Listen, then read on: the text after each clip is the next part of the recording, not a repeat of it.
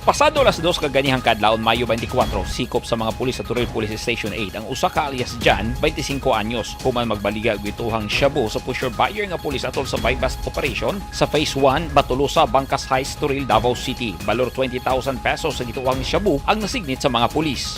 Pasado alas 10 kagabi, Mayo 23, nadakpan sab sa bypass operation sa mga pulis sa Ecolan Police Station si alias Marlon sa Purok 60 Riverside, Phase 1 Isayar Matina ning syudad. Ang suspect nakuhaan og napalitan og gituhang shabu og marijuana nga mobalor tanan sa 93,241 pesos. Samtang bandang alas 4 kagahapon sa hapon Mayo 23, nasikop sab sa mga pulis sa Bahada Police Station si alias Pau Pau sa Purok 2 Exodus Father Selga Street, Barangay 8-8 Davao City. Ang suspect napalitan og gituhang shabu nga mobalor tanan sa 20,400 pesos. Ang tulo ka mga didakpan, lakip sa 753 ka mga suspitsadong nasikop sa anti-illegal drug operation sa mga pulis sa Davao City, gikan Enero hangtod Mayo 24, 2024 sa udto. 604 ka mga operasyon ang nalusad, kapin 23 milyones pesos ang kantidad sa shabu ang nakumpiska, samtang maabot sa 256,000 pesos ang kantidad sa marijuana. Dihang mihulip si Police Colonel Richard Badang kang Police Colonel Alberto Lupas, isip Director sa DCPO niadtong Marso 22, 2024. Sunod-sunod nga anti-illegal drug operations ang gipahigayon sa mga pulis.